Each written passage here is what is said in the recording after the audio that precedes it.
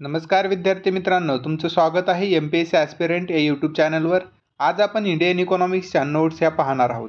यामध्ये तुम्हाला ह्या इंडियन इकॉनॉमिक्सच्या जर PDF पाहिजे असेल, डिस्क्रिप्शन बॉक्समध्ये मी लिंक दिली आहे, तिथून तुम्ही डाउनलोड करू शकता। याच्यामध्ये संपूर्ण टॉपिक आपण कव्हर करणार आहोत। जर नवीन अपडेट काही माहिती असेल, सध्या काही अपडेट झालेले असेल, तर नवीन आकडेवारी याच्यामध्ये नाही आहे, परंतु सर्व महत्त्वाचे टॉपिक याच्यामध्ये आपण कव्हर केलेले आहेत। यामध्ये आपण इंडियन इकॉनॉमिक्सच्या मायक्रो नोट्स ह्याच्यामध्ये पाहणार आहोत। जर तुम्ही आतापर्यंत माझा टेलिग्राम चॅनल जॉईन केला नसेल तर टेलिग्राम चॅनल @aspirant कट्टा या नावाने टेलिग्राम चॅनल चालू आहे, म्हणजेच MPSC ॲस्पिरंट या नावाने चॅनल आहे, परंतु याची लिंक ही @aspirant कट्टा या नावाने आहे। तो तुम्ही जॉईन करा, तुम्हाला तिथं सर्व अपडेट भेटत राहील। तर ह्याच्या आपण नोट्स पण दिलेले आहेत। या नोट्सची PDF जी आहे ती डिस्क्रिप्शन बॉक्समध्ये लिंक आहे, तिथून तुम्ही डाउनलोड करू शकता। चला तर सुरुवात करूया हे आजच्या लेक्चरला। मूलभूत संकल्पना याच्यामध्ये पाहणार आहोत। अर्थव्यवस्था म्हणजे काय, उत्पादन म्हणजेच प्रोडक्शन, नंतर विभाजन डिस्ट्रीब्यूशन, विनिमय एक्सचेंज आणि उपभोग म्हणजेच कन्झम्पशन, या चार प्रकारच्या व्यवहारांना आर्थिक व्यवहार असे म्हटले जाते। या चार व्यवहारांशी संबंधित असलेल्या संस्था, या व्यवहार जे आहेत या व्यवहारांशी संबंधित संस्था संघटना यांच्या एकत्रीकरणातून जी व्यवस्था निर्माण होते तिला अर्थव्यवस्था असं म्हटलं जातं। यामध्ये अर्थव्यवस्थेचे प्रकार आहेत। उत्पादक साधनांच्या मालकीनुसार एका अर्थव्यवस्थेचे काही प्रकार पडतात आणि विकासाच्या अवस्थेनुसार अर्थव्यवस्थेचे प्रकार पडतात। त्यामध्ये उत्पादक साधनांच्या मालकीनुसार जर पाहितलं तर भांडवली अर्थव्यवस्था, समाजवादी अर्थव्यवस्था, मिश्र अर्थव्यवस्था असे तीन प्रकार ह्याच्यामध्ये आहेत। तर विकासाच्या अवस्थेनुसार जर पाहितलं तर विकसित अर्थव्यवस्था आणि विकसनशील अर्थव्यवस्था असे दोन अर्थव्यवस्थेचे ह्याच्यामध्ये प्रकार आहेत। उत्पादक साधनांच्या मालकीनुसार अर्थव्यवस्था पाहितली तर भांडवलशाही अर्थव्यवस्था हा पहिला ह्याच्यामध्ये एक प्रकार आहे। उत्पादनाची मालकी खाजगी असते। भांडवलशाही अर्थव्यवस्था जी आहे त्याच्यामध्ये उत्पादनाची मालकी ही खाजगी असते। नंतर वस्तू व सेवांचे उत्पादन खाजगी भांडवलदारांमार्फत होते। यामध्ये किमतीचे नियंत्रण जे आहे ते बाजार यंत्रणेद्वारे ठरवलेले जाते, म्हणजे बाजार यंत्रणा जे ठरवते त्याच्यानुसार किमती असतात। यालाच भांडवलशाही अर्थव्यवस्था असं म्हटलं जातं। अशा अर्थव्यवस्थेत तेजी आणि मंदीचे असे व्यापार चक्र येत असतात। काही वेळेस तेजी असते तर काही वेळेस मंदी, असे व्यापार चक्र भांडवलशाही अर्थव्यवस्थेमध्ये चालूच असतात। यामध्ये तेजी दरम्यान किंमत वाढ होते, म्हणजे तेजी जर असेल तर त्यावेळेस किंमत वाढ होते आणि मंदी दरम्यान ह्याच्यामध्ये बेरोजगारीत वाढ होत जाते। म्हणजे तेजी असेल तर ह्याच्यामध्ये किंमत वाढ होत राहणार आणि जर मंदी झाली तर प्रोडक्शन कमी होणार, त्याच्यामुळे प्रोडक्शन कमी झाल्यामुळे बेरोजगारी ह्याच्यामध्ये वाढत जाणार। नंतर आहे 2 नंबरचा समाजवादी अर्थव्यवस्था। ह्याच्यामध्ये आपण जर पाहितलं तर यात उत्पादनाची साधने ही सार्वजनिक मालकीची असतात, म्हणजे सर्व उत्पादन जे घेतं ते सरकार उत्पादन घेत असते याच्यामध्ये, आणि याच्या वस्तू व सेवांचे उत्पादन व विभाजन सरकारमार्फत चालते। यामध्ये वस्तू व सेवांचे विभाजन आणि उत्पादन हे सरकारमार्फत चालते। अशा अर्थव्यवस्थेला समाजवादी अर्थव्यवस्था असं म्हटलं जातं। या अर्थव्यवस्थेमध्ये जर पाहितलं आपण तर ह्याच्यामध्ये आपल्याला व्यक्ती स्वातंत्र्य, म्हणजे आपल्याला कोणती वस्तू घ्यायची हे आपण ठरवू शकत नाही, हे सरकार उत्पादन करेल तरच आपल्याला ती वस्तू भेटत राहते। 3 नंबर आहे मिश्र किंवा संमिश्र अर्थव्यवस्था, मिक्स्ड इकॉनॉमी असं म्हटलं जातं। यामध्ये भांडवलशाही आणि समाजवादी, म्हणजे मी अगोदर जे सांगितलं तुम्हाला भांडवलशाही आणि समाजवादी या दोन्हींचे दोष टाळून, ह्याच्यामध्ये जे काही दोष असतील ते टाळून ही अर्थव्यवस्था, म्हणजेच यांचा समन्वय साधून ही अर्थव्यवस्था तयार केली आहे, म्हणजे त्याला मिश्र किंवा संमिश्र अर्थव्यवस्था असं म्हटलं जातं। यामध्ये भारताने मिश्र अर्थव्यवस्थेचा स्वीकार केलेला आहे। आतापर्यंत भारताची जी अर्थव्यवस्था आहे ह्याच्यामध्ये उत्पादन हे खाजगी भांडवलामार्फत घेतलं जातं, काही सरकारी कंपन्या आहेत त्याच्यामार्फत सुद्धा होतं, म्हणजेच ह्याच्यामध्ये मिश्र अर्थव्यवस्था ह्यामुळे ह्याला म्हटलं जातं। परंतु 1991 पासूनच्या सुधारणांपासून मात्र भारतीय अर्थव्यवस्थेचा प्रवास हा मिश्र अर्थव्यवस्थेकडून मुक्त अर्थव्यवस्थेकडे, म्हणजे भांडवलशाही अर्थव्यवस्थेकडे आता सुरुवात झालेली आहे। 1991च्या ज्या सुधारणा झाल्या त्याच्यानंतर सर्व अर्थव्यवस्था ही आपली मिश्र अर्थव्यवस्थेकडून मुक्त अर्थव्यवस्थेकडे होत आहे। नंतर विकासाच्या अवस्थेनुसार अर्थव्यवस्थेचे काही प्रकार पडतात। विकसित अर्थव्यवस्था, डेव्हलप्ड इकॉनॉमी, यामध्ये दरडोई राष्ट्रीय उत्पादनाचे मोठे प्रमाण असते। याच्यामध्ये विकसित राष्ट्रव्यवस्था जे असते त्यामध्ये दरडोई राष्ट्रीय उत्पन्न जे आहे ते मोठ्या प्रमाणात असते। यामध्ये मोठ्या प्रमाणावरील औद्योगिकरण व शहरीकरण, साक्षरतेचे उच्च प्रमाण, घटता जन्मदर व मृत्यूदर इत्यादी लक्षणे आढळून येतात. यामध्ये जर पाहितलं आपण तर USA, UK, Germany, France, Japan, Australia इत्यादी अर्थव्यवस्था ज्या आहेत या सर्व विकसित अर्थव्यवस्था आहेत. नंतर आहे विकसनशील अर्थव्यवस्था, डेव्हलपिंग इकॉनॉमी असं ह्याला म्हटलं जातं. यामध्ये दरडोई उत्पन्नाचे अल्प प्रमाण असते, कमी औद्योगिकरण, क्षेत्राचे प्राबल्य असते, म्हणजेच कृषी म्हणजेच कृषी शेती ही सगळ्यात जास्त लोक करत असतात.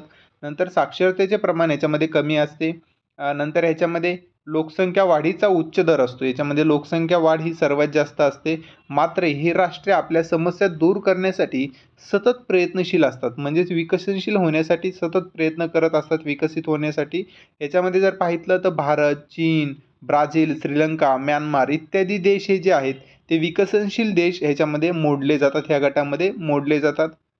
नंतर आहे अर्थव्यवस्थेचे क्षेत्रे जर पाहितलं आपण तर यामध्ये प्राथमिक क्षेत्रामध्ये कृषी व संलग्न व्यवसाय, जलसंपत्ती, खाणी व खनिज उत्पादने इत्यादी प्राथमिक क्षेत्रात येतात. ह्याच्यावर प्रश्न पण येत असतात, त्याच्यामुळे हे लक्षात ठेवा. कंबाईनमध्ये ह्याच्यावर प्रश्न येऊन गेलेले आहेत. नंतर आहे द्वितीय राष्ट्र क्षेत्र, उद्योग क्षेत्र, बांधकाम, वीज निर्मिती, पाणी पुरवठा इत्यादी ह्याच्यामध्ये येतं. तृतीय क्षेत्रामध्ये ह्याच्यामध्ये सेवा क्षेत्र म्हणलं जातं ह्या क्षेत्राला.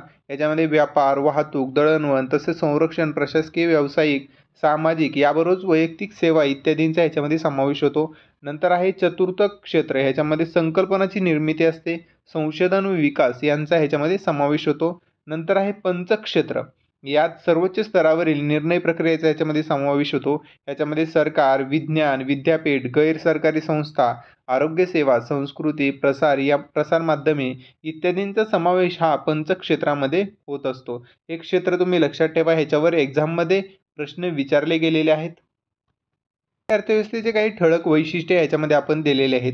याच्यामध्ये दरडोई उत्पन्नाचा कमी स्तर आहे, लो पर कॅपिटा इन्कम भारतीय अर्थव्यवस्थेच्या याच्यामध्ये आहे. तर पहिला आहे देशाचे दरडोई उत्पन्न हे देशाच्या आर्थिक स्थितीचे महत्त्वाचे निर्देशक असते. ह्याच्यामध्ये भारताच्या दरडोई उत्पन्नात वाढ घडवून आणणे हे देशाच्या नियोजनाचे महत्त्वाचे उद्दिष्ट आहे. मात्र त्याचा स्तर आतापर्यंत हा कमीच राहिलेला आहे. तर 2018-19 मध्ये चालू किमतींना मोजलेले दरडोई निव्वळ राष्ट्रीय उत्पन्न हे 1,26,406 रुपये प्रतिवर्ष इतके होते. अर्थात हा साधा सरासरी असल्याने त्याचे लोकसंख्येतील वितरण हे अत्यंत असमान आहे. त्याच्यामुळे भारताची अर्थव्यवस्था जी आहे ती आत्ता विकसनशील आहे, विकसित अजून व्हायची आहे. हे एक त्याच्यामध्ये कारण आहे. याचे ठळक वैशिष्ट्य भारतीय अर्थव्यवस्थेचे हे आहेत. व दरडोई उत्पन्न वाढीचा दर याच्यामध्ये कमी आहे. भारताचे दरडोई उत्पन्न कमी आहेच, मात्र त्याचबरोबर त्याच्या वाढीचा दरही कमी आहे. म्हणजे दरडोई उत्पन्नाचे जे वाढीचा दर आहे तो सुद्धा याच्यामध्ये कमी आहे. 1990 पूर्वी तर हा दर खूपच कमी असे. 1950च्या दशकापासून 1980च्या दशकापर्यंत GDPच्या वाढीचा दर हा सरासरी 3.5%, म्हणजे 1950 ते 80पर्यंत GDPचा वाढीचा दर सरासरी 3.5% एवढा राहिलेला आहे. दरडोई उत्पन्न वाढीचा दर हा 1.3% इतका होता. यालाच हिंदू वृद्धी दर असं हे सुद्धा म्हटलं जातं. हिंदू वृद्धी दर ह्याला म्हटलं जातं. नंतर 1991च्या आर्थिक सुधारणांपासून 1991च्या आर्थिक सुधारणापासून दरात वाढ झाली, मात्र अपेक्षित वाढ होऊ शकलेली ह्याच्यामध्ये नाही. कृषी क्षेत्राचा अर्थव्यवस्थेवरील प्रभाव म्हणजेच ह्याचे डॉमिनन्स ऑफ ॲग्रिकल्चर ह्याला म्हटलं जातं. लोकसंख्येचा मोठा गट कृषी व संलग्न कार्यामध्ये गुंतलेला असणे, मात्र कृषी क्षेत्राचे GDPमधील योगदान कमी असणे हे विकसनशील अर्थव्यवस्थेचे महत्त्वाचे लक्षण असते. भारताची अर्थव्यवस्था पहिल्यापासून कृषीधारित आहे. 1951 मध्ये सुमारे 70% जनता कृषी व संलग्न क्षेत्रात गुंतलेली होती. आज हे प्रमाण कमी झाले असले तरी बरीच उच्च ह्याच्यामध्ये कृषी क्षेत्राचं प्रमाण भारतीय अर्थव्यवस्थेमध्ये सर्वात जास्त राहिलेलं आहे.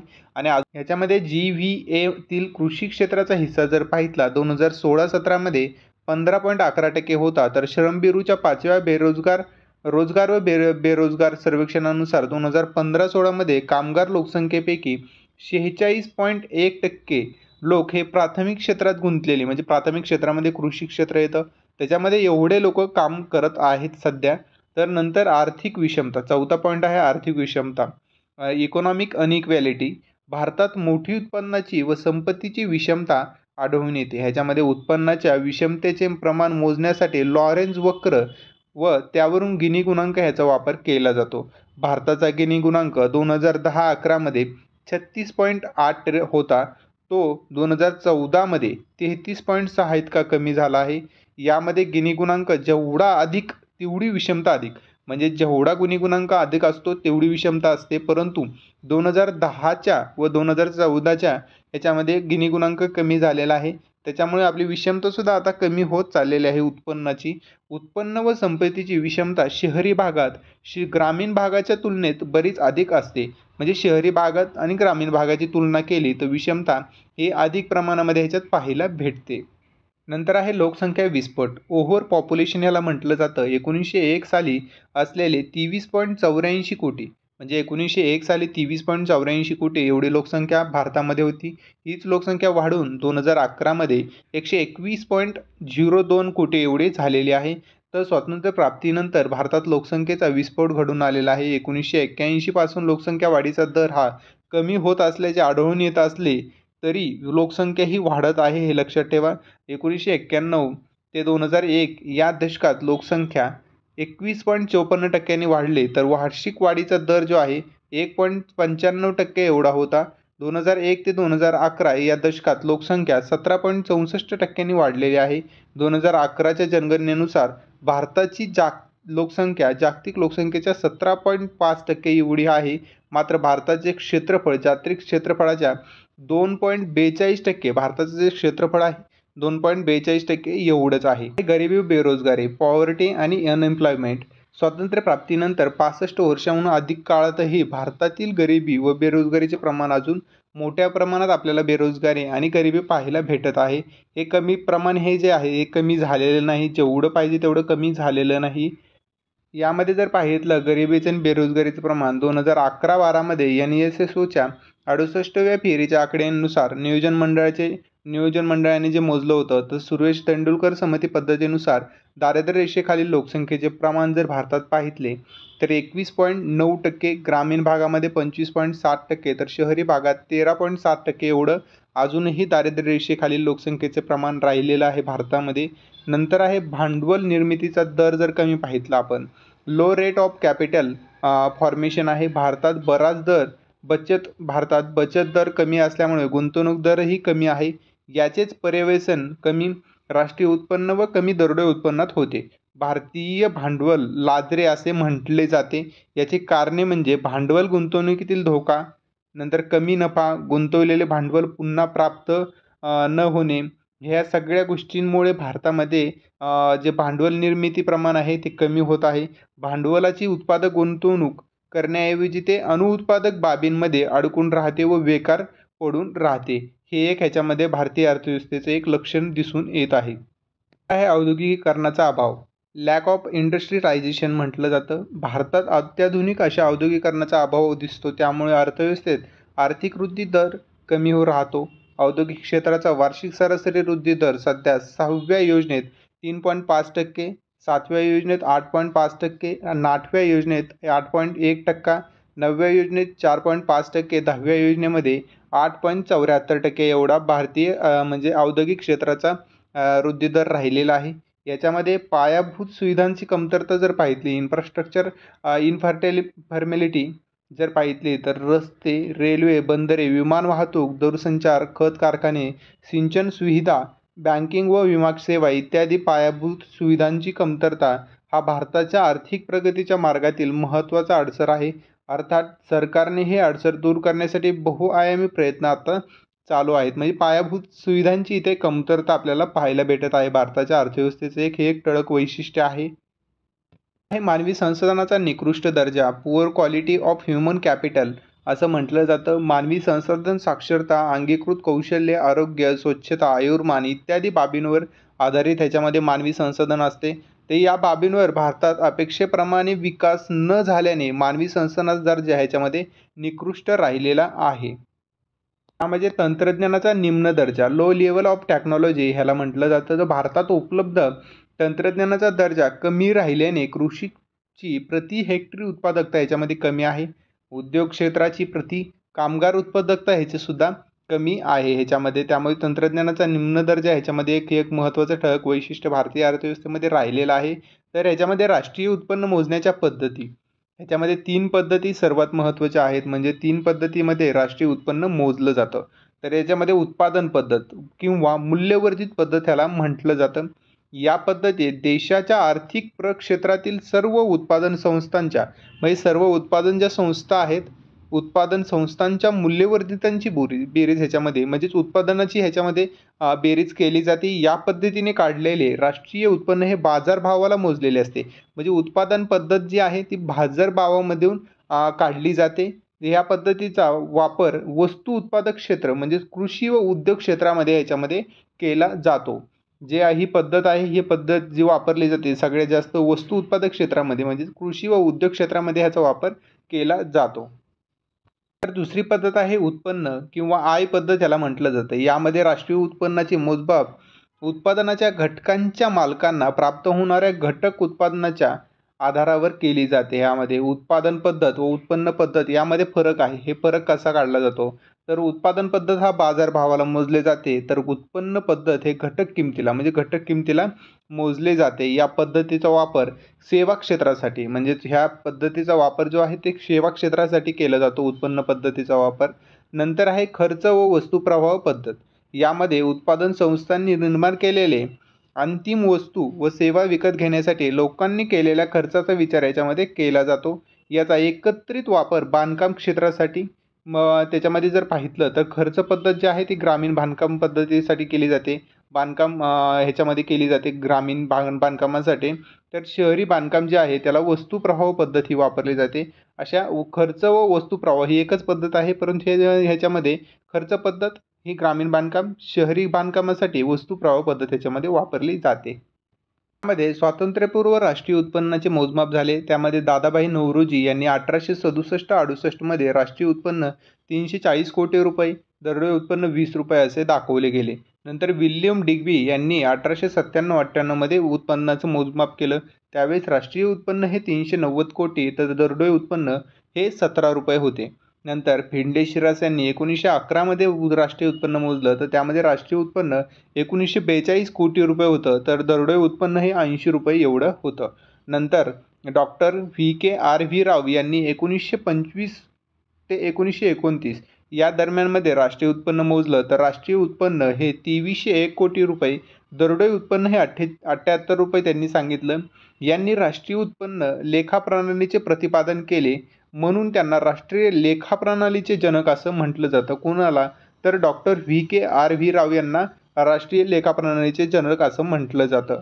नंतर RC देसाई यांनी 1930-31 मध्ये राष्ट्रीय उत्पन्न मोजले, तर राष्ट्रीय उत्पन्न 2809 कोटी रुपये तर दरडोई उत्पन्न 72 रुपये असं हे त्यावेळेस त्यांना दिसून आलेलं.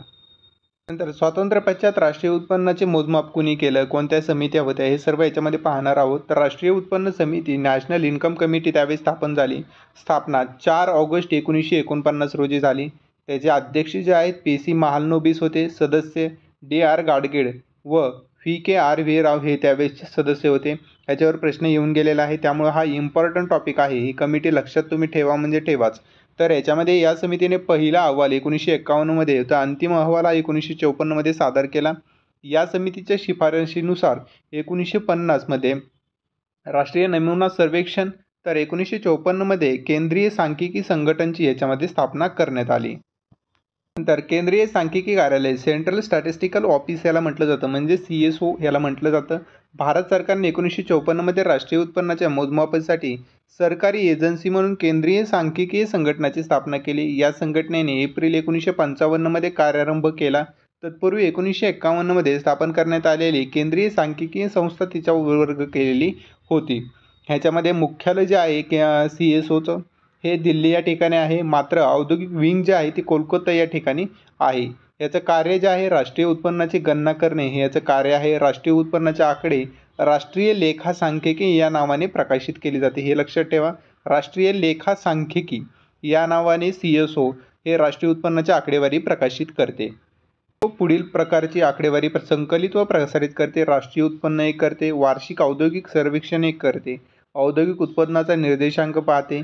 नंतर ग्राहक किंमत निर्देशांक कंबाईन जो आहे तो एक याच्यामध्ये काढला जातो, हा CSO काढते. नंतर विविध प्रकारचे आर्थिक सांख्यिकीसुद्धा CSO तयार करते. नंतर विविध प्रकारचे सामाजिक सांख्यिकीसुद्धा CSO याच्यामध्ये संकलित व प्रसारित करण्याचं काम CSO करते. तर आहे राष्ट्रीय नमुना सर्वेक्षण कार्यालय, national sample survey office NSSO. Bharat सरकारने 1950 मध्ये राष्ट्रीय नमुना सर्वेक्षण NSS ची स्थापना केली. मार्च 1970 मध्ये NSS ची पुनर्रचना करण्यात येऊन तिचे रूपांतर राष्ट्रीय नमुना सर्वेक्षण कार्यालय असं करण्यात आलं, म्हणजेच NSSO करण्यात आलं. NSSO मार्फत विविध प्रकारचे नमुना सर्वेक्षणे घेण्यात येतात. यामध्ये घरगुती सर्वेक्षण, उपक्रम सर्वेक्षण, ग्राम सुविधा, पशुधन धारणा याच्यामध्ये हे सर्वेक्षण याच्यामार्फत केलं जातं. NSSOचे जे कार्य आहे 4 विभागामार्फत चालते. याच्यामध्ये सर्वे डिझायनिंग व रिसर्च विभाग कोलकाता, नंतर फील्ड ऑपरेशन विभाग नवी दिल्ली व फरीदाबाद या ठिकाणी चालते. डाटा प्रोसेसिंग विभाग हा कोलकाता या ठिकाणी चालते. तर समन्वय प्रकाशन विभाग हा नवी दिल्ली या ठिकाणी चालते. NSSO मार्फत सर्वेक्षण या नावाने द्विवार्षिक जनरल प्रकाशित केले जाते. हे कोण करतं तर NSSO हे प्रकाशित करते. नंतर आहे राष्ट्रीय सांख्यिकी आयोग, नॅशनल स्टॅटिस्टिकल कमिशन याला म्हटलं जातं NSC. तर जानेवारी 2000 मध्ये डॉक्टर C रंगराजन यांच्या अध्यक्षतेखाली राष्ट्रीय सांख्यिकी आयोग स्थापन करण्यात आला. कार्य देशातील सांख्यिकी व्यवस्थेचे परीक्षण करून त्यातील कमतरता दूर करण्यासाठी उपाययोजना सुचवणे ह्याचं एक कार्य होतं. आयोगाने आपल्या ऑगस्ट 2001च्या अहवालात सर्व सांख्यिकी विषयक घडामोडीचे सुसूत्रीकरण करण्यासाठी एक कायमस्वरूपी आयोगाची स्थापना करण्याची ह्याच्यामध्ये शिफारस केली व या शिफारसीनुसार 12 जुलै 2006 रोजी कायमस्वरूपी राष्ट्रीय सांख्यिकी आयोगाची स्थापना करण्यात आली. ह्याचे जे अध्यक्ष त्यावेळेस होते ते प्रोफेसर सुरेश तेंडुलकर हे त्यावेळेस अध्यक्ष करण्यात आलेले होते. राष्ट्रीय सांख्यिकी आयोगाचे त्यावेळेचे अध्यक्ष करण्यात आलेले होते. नंतर आहे मौद्रिक GDP आणि वास्तविक GDP. मौद्रिक GDP हा यालाच नॉमिनल GDP म्हटलं जातं. हा बाजारभावाला म्हणजेच चालू किमतीला मोजला जातो. तर वास्तविक GDP हा रिअल GDP असं म्हटलं जातं. तर हा स्थिर किमतींना मोजला जातो. स्थिर किमतीसाठी CSO आधारभूत वर्ष याच्यामध्ये मानते. CSOने जानेवारी 2010 मध्ये आधारभूत वर्ष 2004-5 मानले होते. हे वर्ष अभिजित सेन गुप्ता कार्यदलाच्या शिफारशीनुसार स्वीकारले होते. जानेवारी 2015 पासून आधारभूत वर्ष हे 2011-12 हे मानण्यात आलेलं आहे. ह्याची जी कमिटी होती K सुंदरम यांच्या अध्यक्षतेखाली ही कमिटी स्थापन करण्यात आलेली होती. नंतर आहे GDP अवस्थितिक याला म्हटलं जातं. GDP डिफ्लेक्टर याला म्हटलं जातं. GDP डिफ्लेक्टर कसा काढला जातो तर याच्यामध्ये GDP अवस्थितिक बरोबर मौद्रिक GDP भागिले वास्तविक GDP याच्यामध्ये घेतला जातो व त्यानुसार GDPचा डिफ्लेक्टर काढला जातो, म्हणजे अवस्थितिक काढला जातो. हे जे आहे हे किंमत वाढ व घट मोजण्याचे निर्देशक आहे. हे GDPतील वाढ किंवा घट मोजण्याचे एकक ह्याच्यामध्ये मांडलं जात नाही, फक्त हे किंमत वाढ व घट मोजण्याचे निर्देशक आहे.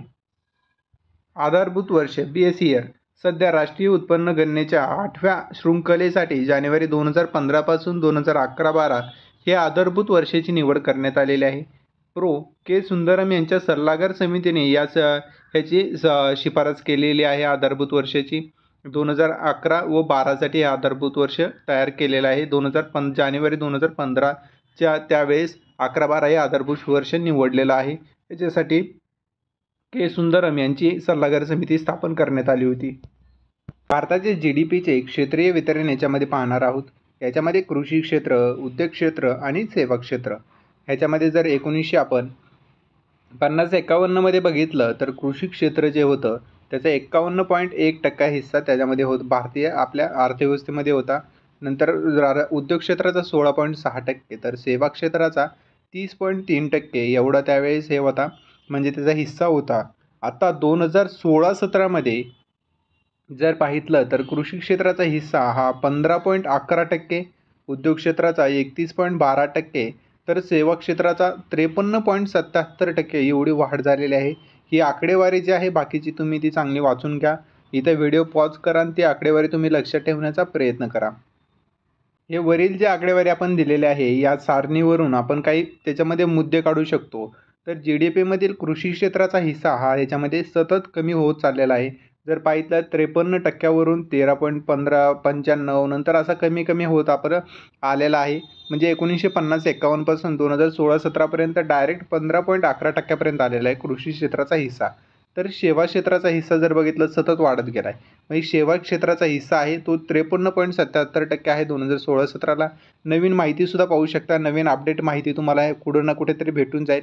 तीसुद्धा याच्यामध्ये ॲड करू शकता.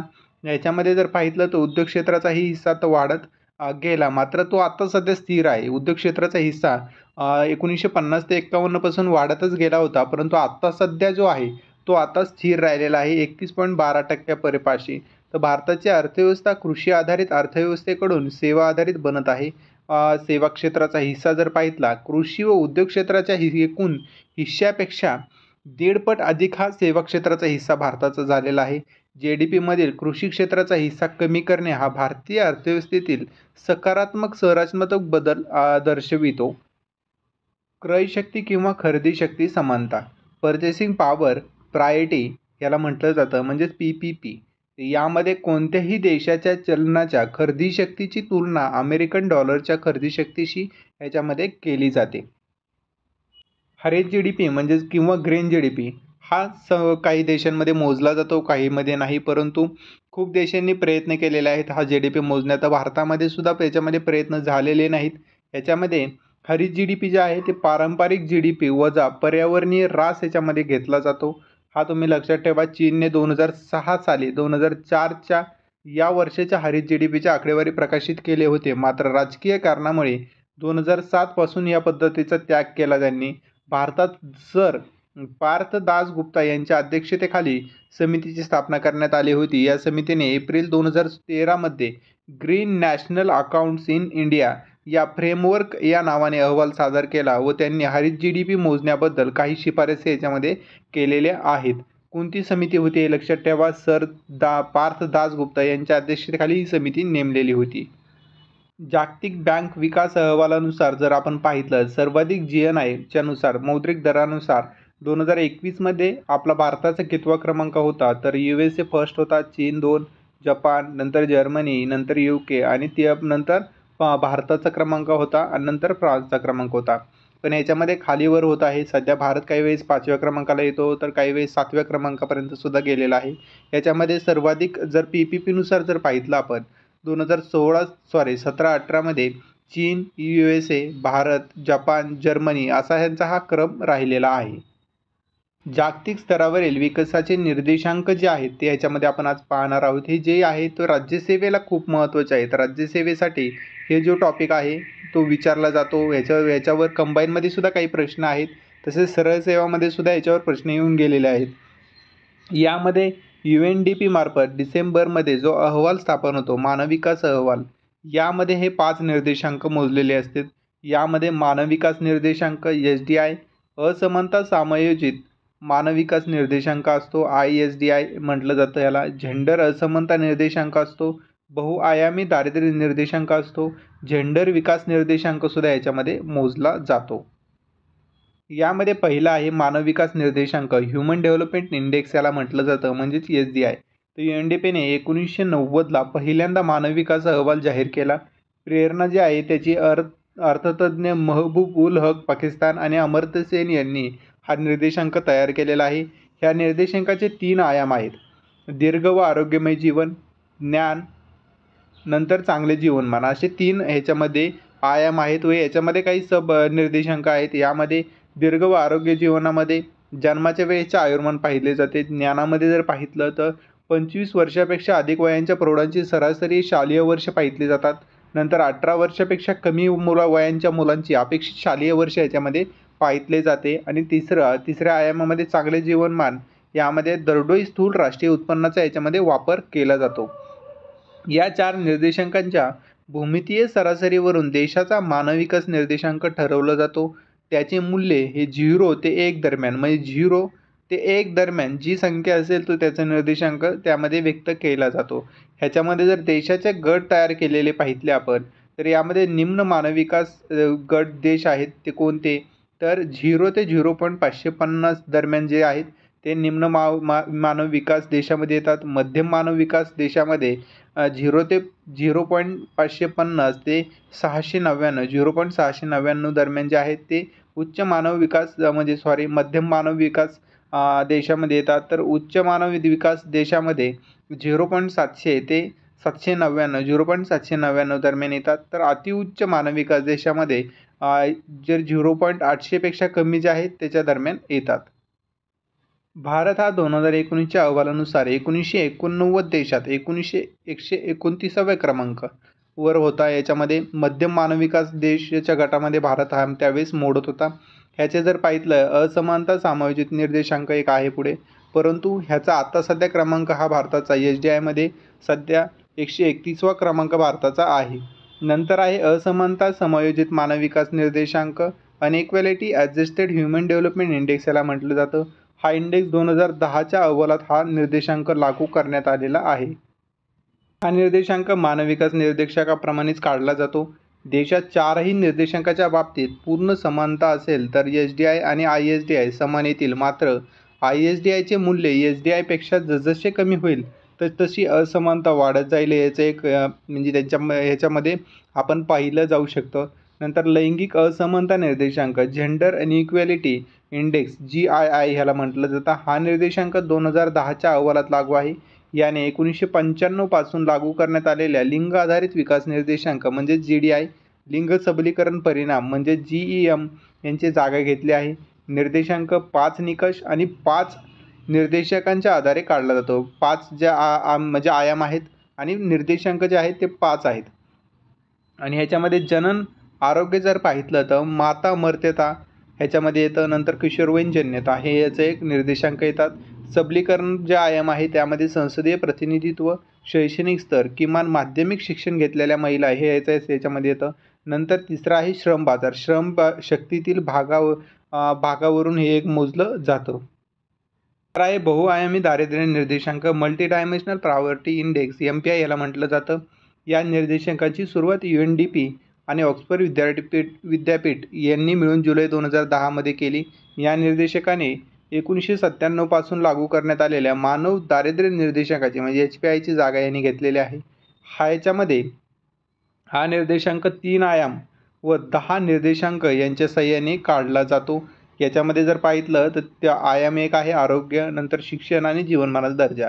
तर आरोग्यामध्ये पोषण, बालमर्त्यता एक येते, नंतर शालेय वर्ष एक येतं शिक्षणामध्ये आणि पट संख्या जी आहे याच्यामध्ये एक हे शिक्षणामध्ये येतं. नंतर जीवनमानाच्या दर्जामध्ये मालमत्ता, वीज, पाणी, स्वच्छतागृह, नंतर स्वयंपाकाचे इंधन आणि नंतर त्यामध्ये इंधन आणि जमीन असे 2 एक त्याच्यामध्ये आहेत. नंतर याच्यामध्ये जेंडर विकास निर्देशांक GDI ह्याला म्हटलं जातं. तर याच्यामध्ये UNDPने 2014च्या अहवालापासून हा निर्देशांक जारी केलेला आहे. हा निर्देशांक महिलांचा मानव विकास पुरुषांच्या तुलनेत किती प्रमाणात झाला आहे हे दर्शनासाठी काढण्यात आलेला आहे.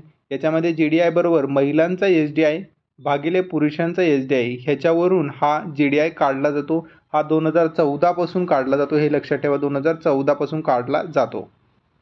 नंतर आहे सहस्त्रक विकास लक्ष्य मिलेनियम डेव्हलपमेंट गोल्स ह्याला म्हटलं जातं म्हणजेच MDG ह्याला म्हटलं जातं. कालावधी 1 जानेवारी 2001 ते 31 डिसेंबर 2015 हे सहस्त्र विकास लक्ष्य आहेत. हे याच्या दरम्यान जे आहे तो अवलंबन करायचं होतं. 2003मध्ये 8 ध्येय 18 लक्ष 53 निर्देशक होते. 2008मध्ये 8 ध्येय 21 लक्ष आणि 60 निर्देशांक झालेले आहेत.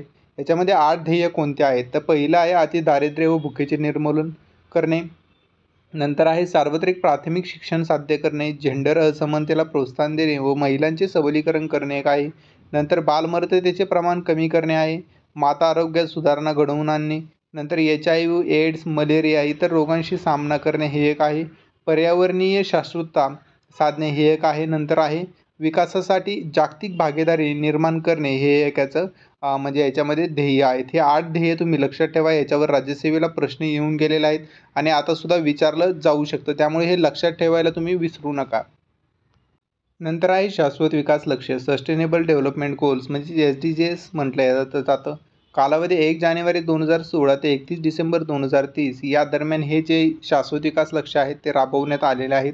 25 ते 27 सप्टेंबर 2015 दरम्यान न्यूयॉर्क येथे भरलेल्या संयुक्त राष्ट्र आमसभेच्या 70व्या संयुक्त राष्ट्र शाश्वत विकास शिखर परिषदेमध्ये transforming our world the 2030 agenda for sustainable development या शीर्षकाचा एक अहवाल याच्यामध्ये स्वीकारला. त्या अहवालामध्येच हे जे 17 ध्येय व 169 लक्ष्य ह्याच्यामध्ये दिले होते आणि त्याचा ह्या स्वीकार करण्यात आलेला आहे. ह्याच्यामध्ये जे लक्ष्य आहेत हे सर्व राष्ट्रांना याच्यामध्ये लागू करण्यात आलेले आहेत. या परिषदेमध्ये जे सहभागी राष्ट्र होते त्यांना हे ध्येय लागू करण्यात आलेले आहेत. यामध्ये पहिलं आहे दारिद्र्य नष्ट करणे, भूक नष्ट करणे, चांगले आरोग्य व स्तुती देणे, नंतर गुणवत्तेचे शिक्षण देणे, नंतर लिंग समानता, स्वच्छ पेयजल व स्वच्छता, परवडण्याजोगी व स्वच्छता ऊर्जा, नंतर चांगली कार्यस्थिती व आर्थिक वाढ, नंतर उद्योग, नवाचार व पायाभूत संरचना हे यांचा समावेश आहे याच्यामध्ये. नंतर 10 आहे विषमता कमी करणे, शाश्वत शहरे व समुदाय, जबाबदार उपभोग व उत्पादन, नंतर हवामान कृती, पाण्याखालील जमीन, जमिनीवरील जीवन, शांतता, न्याय व मजबूत संस्था, नंतर लक्ष्यपूर्तीसाठी भागीदारी. हे 17 लक्ष्य 169 ध्येय याच्यामध्ये जे आहे ते स्वीकारण्यात आलेले आहेत. SDGs हे तुम्ही लक्षात ठेवा 17 ध्येय आणि ते किती प्रमाणात काय आहेत सर्व तुम्ही ते एक टॉपिक वाचून घ्या आणि रिव्हिजनसाठी हे एक लेक्चर तुम्ही चांगलं पाहू शकता. नंतर आहे NSOC रिकॉल पिरियड जे आहेत ते आहेत URP, MRP आणि MMRP. याच्यामध्ये पहिला आहे URP युनिफॉर्म रिकॉल पिरियड याला म्हटलं जातं. 30 दिवसांच्या कालावधीच्या उपभोग वस्तूंचा याच्यामध्ये समावेश आहे. या पद्धतीचा वापर 1993-94 पर्यंत करण्यात आलेला आहे. नंतर आहे मिक्स्ड रिकॉल पिरियड 365 दिवसांच्या गैरखाद्य वस्तू म्हणजेच कपडा, चप्पल, नंतर शिक्षण, आरोग्य खर्च यांचा समावेश याच्यामध्ये करण्यात आला. याच्यामध्ये 30 दिवसांच्या सर्व वस्तू याच्यामध्ये येतात. ह्याच्यामध्ये MRPमध्ये 365 दिवस आणि 30 दिवसाच्या वस्तू येतात आणि URPमध्ये फक्त 30 दिवसाच्या वस्तूंचा समावेश होतो. नंतर आहे MMRPमध्ये 365 दिवसांच्या कालावधीतील वस्तू ज्या लागतात त्या कपडे, चपला, शिक्षण, आरोग्य, टिकाऊ वस्तू यांचा समावेश. तर 7 दिवसांच्या वस्तूचा समावेश सुद्धा MMRPमध्ये होतो. खाद्यतेल, अंडी, मांस, फळे व भाज्या इत्यादींचा समावेश होतो. आणि 30 दिवसांच्या वस्तू इंधन, भाडे, कर, गैरसंस्थात्मक आरोग्य सेवा इत्यादींचा समावेश हा MMRPमध्ये होतो. ह्या तुम्ही जे रिकॉल पिरियड्स आहेत हे तुम्ही लक्षात ठेवा. याच्यावर प्रश्न येऊन गेलेले आहेत. कशामध्ये कशाचा समावेश होतो हे इम्पॉर्टंट आहे, त्यामुळे तुम्ही लक्षात ठेवा.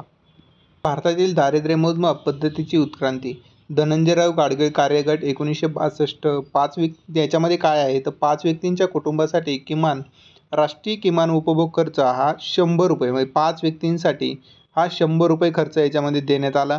किंवा महिना 20 प्रति व्यक्ती म्हणजे 20 रुपये प्रति व्यक्ती असा हा अन्नावरील खर्च याच्यामध्ये धरण्यात आला. व आरोग्य शिक्षणावर खर्च हा याच्यामध्ये वगळण्यात आलेला होता. धनंजयराव गाडगीळ कार्यगट 1962च्या कार्यगटाने याचा हा खर्च वगळण्यात आलेला होता. नंतर आहे अलग कार्यगट 1979. नियोजन आयोगाने जुलै 1977मध्ये वायके अलग यांच्या अध्यक्षतेखाली हा कार्यगट स्थापन केला. दारिद्र्य रेषेच्या मोजमापासाठी कॅलरी उपभोगाच्या संकल्पनेचा याच्यामध्ये वापर केला. ग्रामीण भाग 2400 कॅलरी प्रति व्यक्ती प्रतिदिन, शहरी भाग 2100 कॅलरी प्रति व्यक्ती प्रतिदिन याच्यामध्ये समावेश आहे. राष्ट्रीय दारिद्र्य रेषा सर्व राज्यांसाठी दारिद्र्य रेषा स्वीकार याच्यामध्ये अलग कार्यगटाने सांगितलं. हे तुम्ही चांगल्या पद्धतीने लक्षात ठेवा, हे याच्यावर प्रश्न येऊन गेलेला आहे. नंतर आहे लकडावाला तज्ज्ञ गट 1993. नियोजन आयोगाने सप्टेंबर 1989ला DT लकडावाला यांच्या अध्यक्षतेखाली एक तज्ज्ञ गट स्थापन केला. 1993ला अहवाल सादर केला यांनी, तर स्वीकार 1997ला यांचा करण्यात आला. यांनी भारतीय दारिद्र्य रेषेचे विभक्तीकरण करून प्रत्येक राज्यासाठी स्वतंत्र दारिद्र्य रेषा व ग्रामीण व राज्य शहरी दारिद्र्य रेषा यांनी निश्चित केली. नंतर सुरेश तेंडुलकर तज्ज्ञ गट 2005. नियोजन मंडळाने सुरेश तेंडुलकर यांच्या अध्यक्षतेखाली डिसेंबर 2005 मध्ये हा गट स्थापन केला. 2009मध्ये या गटाने अहवाल सादर केला. तर 2011मध्ये ह्याच्या शिफारशी हा स्वीकारलेल्या आहेत. यांनी कॅलरी निकषाचा वापर सोडून देण्याची शिफारस याच्यामध्ये टाकलेल्या आहे. याच्यामध्ये या गटाने दारिद्र्य रेषा संचामध्ये अन्न, आरोग्य, शिक्षण, कपडे इत्यादींचा वरील खर्चांचा याच्यामध्ये समावेश करण्यात आलेला आहे. URP आधारित दारिद्र्य रेषेऐवजी MRP आधारित दारिद्र्य रेषेचा यांनी स्वीकार केलेला आहे. 2004-05 NSOच्या 61व्या फेरीनुसार ग्रामीण भागाचं जे आहे, ग्रामीण भागामध्ये 446.68 रुपये, शहरी भागामध्ये 578.8 रुपये ह्या महिन्याचा खर्च दिलेला आहे. त्याच्यामध्ये ही आकडेवारी तुम्ही लक्षात ठेवा, कारण याच्यावर प्रश्न येऊन गेलेला आहे. सुरेश तेंडुलकर समिती आणि सी रंगराजन समिती जी आहे याच्यावर प्रश्न खूप वेळेस विचारलेला आहे. त्याच्यामध्ये दारिद्र्य प्रमाण जर पाहिलं तर ग्रामीण भागामध्ये 41.8%, तर शहरी भागामध्ये 25.7% हे 2004-5 आकडेवारी आहे. तर एकूण दारिद्र्य त्यावेळेस 37.2% एवढं होतं. तर 2009-10मध्ये सुद्धा NSSOच्या 66वी फेरीनुसार ह्याची आकडेवारी प्रसिद्ध करण्यात आली. तर ग्रामीण भाग ₹673 खर्च होता महिन्याचा, तर शहरी भागासाठी ₹860 प्रति व्यक्ती खर्च याच्यामध्ये होता.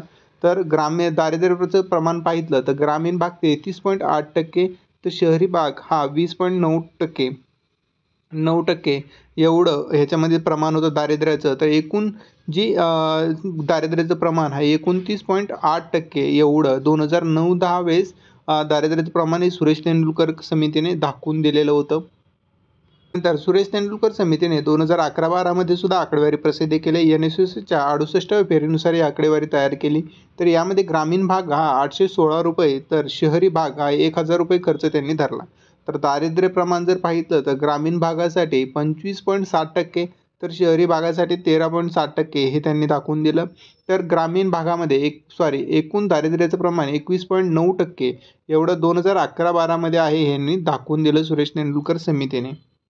सी रंगराजन पॅनल तेंडुलकर पद्धतीचे परीक्षण करण्यासाठी पर्यायी पद्धत सुचवण्यासाठी मे 2012मध्ये सी रंगराजन यांच्या अध्यक्षतेखाली एक पॅनल स्थापन केला होता. ह्याचे सदस्य महेंद्र देव, के सुंदरम, महेश व्यास, के दत्ता हे त्याचे सदस्य होते. या समितीने तेंडुलकर समितीचा त्याग करून जुन्या लकडावाला पद्धतीचा अवलंब करण्याची शिफारस केली. यामध्ये कॅलरी उपभोग निकष ग्रामीण भागासाठी 2155 कॅलरी प्रति व्यक्ती प्रतिदिन, शहरी भागासाठी 2090 कॅलरी प्रति व्यक्ती प्रतिदिन यांनी दाखवून दिलं श्रीरंगराजांनी. नंतर यांनी 2011-12साठी दारिद्र्य रेषेचे प्रमाण NSSOच्या 68व्या फेरीच्या आकड्यांवरून मोजलं. तर यांनी MMRP आधारित उपभोग खर्चांचा आकड्यांचा याच्यामध्ये वापर केला. 2011-12मध्ये यांनी ग्रामीण भागासाठी ₹972 खर्च दाखवून दिला, तर शहरी भागासाठी ₹1407 एवढा खर्च त्यांनी दाखवून दिला. दारिद्र्याचं प्रमाण ग्रामीण भाग हा 30.9%, तर शहरी भाग 26.4% आहे. तर एकूण प्रमाण हे 29.6% यांनी दाखवून दिलं. नंतर गरीब लोकांची सर्वाधिक संख्या UP, बिहार, MP, पश्चिम बंगाल, महाराष्ट्र